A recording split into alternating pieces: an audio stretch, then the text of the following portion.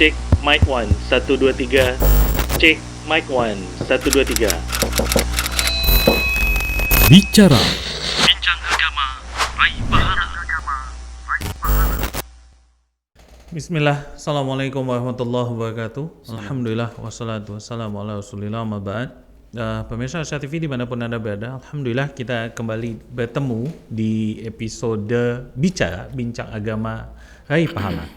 Dan Alhamdulillah seperti biasa, Bicara akan membahas topik-topik yang sedang terjadi di sekitar kita, lingkungan, atau mungkin terjadi pada diri kita dan kita butuh pemahaman tentang masalah ini secara syar'i. Dan tentunya untuk membahas masalah itu, kita akan mengundang guru kita, para asatizah, untuk meninjau permasalahan tersebut dan insya Allah ta'ala semoga bisa mendapatkan solusi secara syar'i sehingga bisa kita amalkan. Dan untuk episode kali ini seperti biasa, sudah hadir bersama kita guru kita Ustadz Muhammad Parman Hafizahullah ta'ala. Assalamualaikum Ustadz. Assalamualaikum. Sehat Ustadz? Alhamdulillah. Alhamdulillah, Insya Allah. Baik Ustadz, kan Ustadz sudah di sini nih, ini mau nanya Ustadz. Jadi ini kan Ramadan sudah datang nih Ustadz. Insya Allah ta'ala kan nanti kita mau puasa nih. Nah kadang kan ada mungkin sedikit dilema Ustadz, terutama untuk ini biasanya orang-orang yang anak muda ataupun para pekerja lah, yang memang terpaksa bekerja sampai larut malam, sehingga kadang supaya dia tidurnya pas 6 atau 8 jam, supaya nggak bangun sahur, dia cuman untuk sholat subuh aja gitu kan. Jadinya dia ngerapel sahurnya di malam. Jadi biasanya tuh udahlah makan sahur jam 12 malam aja lah, nanti sahur tinggal sholat aja, nggak usah pakai bangun-bangun. Nah ini banyak terjadi Ustadz di anak-anak muda, pekerja-pekerja, ataupun yang memang suka sampai lembur lah. Nah ini yang mau Anda tanyakan Ustadz, ya bisa nggak begini Ustadz? Dan kalau memang kuat kenapa enggak gitu? Ada pemikiran ya kan yang penting perut kuat, bisa nahan lapar segala macam. Boleh nggak nih Ustadz? Kalau boleh, kenapa? Dan kalau nggak boleh, mungkin bisa dikasih solusinya buat kita, alasannya Ustadz, sehingga ini bisa ditinggalkan kalau seandainya ini adalah perbuatan yang dilarang. Tafadhol Ustadz. Nah, bismillah. Alhamdulillah wassalatu wassalamu ala rasulillah wa alihi wa ashabihi wa man tabi'ahum bi ihsanin ila yaumiddin wa ba'du. Para pemirsa Rasyad TV yang dimuliakan oleh Allah, kita berdoa kepada Allah Subhanahu wa taala dengan nama-namanya indah dan sifat-sifat yang agung, agar Allah Subhanahu wa ta'ala berikan kepada kita kesehatan, berikan kepada kita kekuatan, diberikan taufik oleh Allah Subhanahu wa ta'ala, sehingga kita bisa memaksimalkan ibadah-ibadah di bulan Ramadan. Dan kita berdoa kepada Allah Subhanahu wa ta'ala agar amalan-amalan ibadah kita di bulan Ramadan diterima oleh Allah Subhanahu wa ta'ala. Apa yang disampaikan tadi memang ya ada kasus ya di masyarakat seperti itu, menganggap kalau sudah makan di tengah malam tidak perlu lagi makan sahur, seperti itu. Hanya saja prinsipnya ketika kita makan sahur ini tidak lain adalah untuk mencari keberkahan.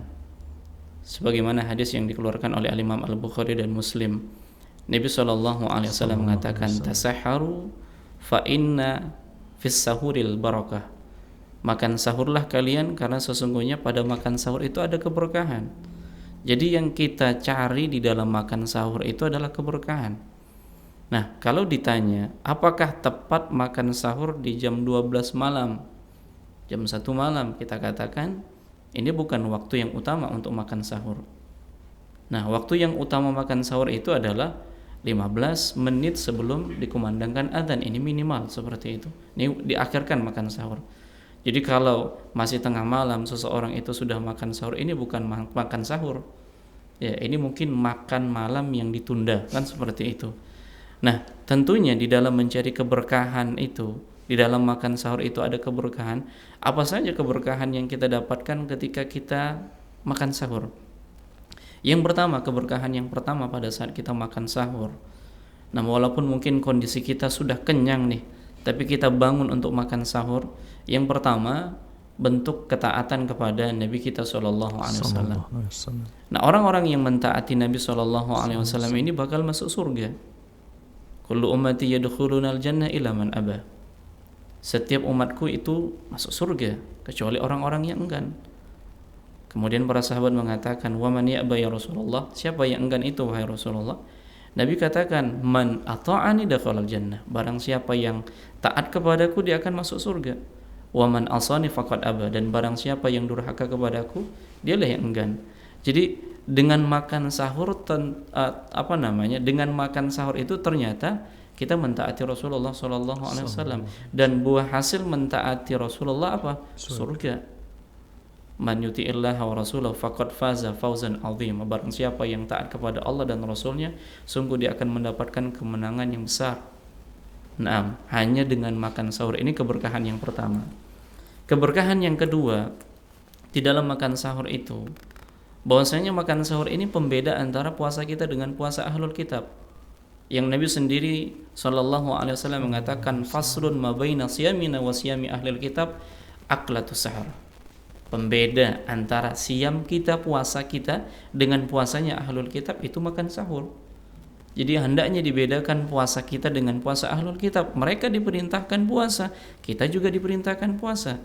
Hanya saja yang membedakan puasa kita dengan puasa ahlul kitab itu dengan makan sahurnya. Jadi kalau Nabi kita SAW senantiasa berusaha untuk menyelisihi amalan-amalan ahlul kitab, kita ikut menyelisih amalan-amalan ahlul kitab. Di mana ahlul kitab ini ketika mereka berpuasa mereka tidak makan sahur. Nah, untuk menyelisihnya apa? Pada saat kita puasa kita makan sahur. Kemudian yang ketiga, di antara keberkahan yang Allah Subhanahu wa taala berikan kepada orang-orang yang makan sahur ini, dia akan ketika dia makan sahur dia akan menambah kekuatan pada fisiknya. Kekuatan pada fisiknya. Mungkin kita pernah merasakan Bang Jiang nih. Ketika kita makan sebelum subuh atau minum sebelum subuh, walaupun hanya minum seteguk air, nggak ada niatan untuk makan sahur, hanya minum karena haus, bangun tidur minum, itu terjadi sebelum subuh. Nah, lihat bagaimana yang terjadi. Kita akan merasakan mungkin di jam 7, jam 8 itu sudah lapar. Sudah kita merasakan lapar. Perut kita sudah bunyi dia seperti itu. Ya kita pengen makan, kita pengen minum. Tapi kalau seandainya kita niatkan minumnya kita ya sebelum waktu subuh itu bahagian dari makan sahur, walaupun hanya dengan seteguk air, kata Nabi SAW, di antara keberkahannya Allah berikan kekuatan pada fisik kita sehingga kita bisa bertahan sampai terbenamnya matahari. Karena inilah waktu ya bagi kita diperintahkan untuk berpuasa. Jadi jangan pernah kita menyepelekan makan sahur walaupun hanya dengan seteguk air. Nah, demikian. Kemudian di antara keberkahan yang lain bahwasanya orang-orang yang makan sahur walaupun hanya dengan seteguk air saja, boleh jadi dia jam 12 itu dia sudah kenyang, kemudian pada saat dia bangun dia tidak makan lagi, tapi dia cukup hanya minum dengan seteguk air.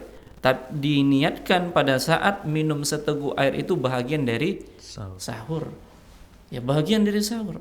Nah, itu yang dapat pahala walaupun hanya seteguk air. Apa kata Nabi SAW bagi orang-orang yang makan sahur walaupun hanya dengan seteguk air? Fa innallaha wa malaikatahu yusalluna 'alal mutasahhirin. Sesungguhnya Allah Subhanahu wa taala dan para malaikatnya ya berselawat kepada orang-orang yang makan sahur. Allah berselawat kepada orang yang makan sahur, malaikat juga berselawat kepada orang yang makan sahur walaupun makan sahurnya hanya dengan seteguk air.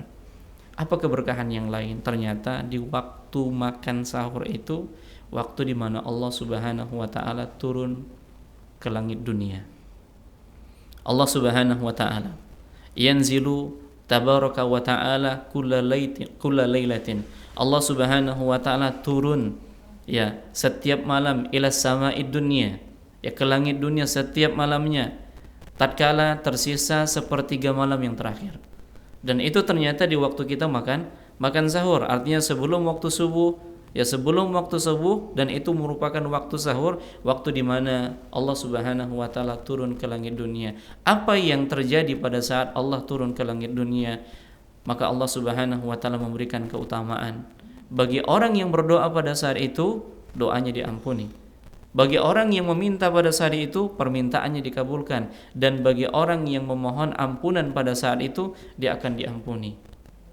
Dan memang waktu sahur itu adalah waktu yang utama untuk beristighfar kepada Allah Subhanahu wa taala. Banyak lagi keberkahan yang lain, dan di antara keberkahan yang didapatkan dari makan sahur adalah orang yang makan sahur di akhir waktu, dia akan bisa mendapatkan waktu subuh.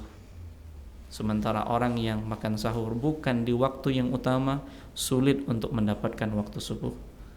Jadi walaupun apa yang dikatakan oleh Nabi SAW agar kita makan sahur dan di sana banyak keberkahannya, maka carilah keberkahan pada makan sahur, walaupun hanya dengan seteguk air. Ya mungkin tambahlah dengan kurma, mungkin kan seperti itu.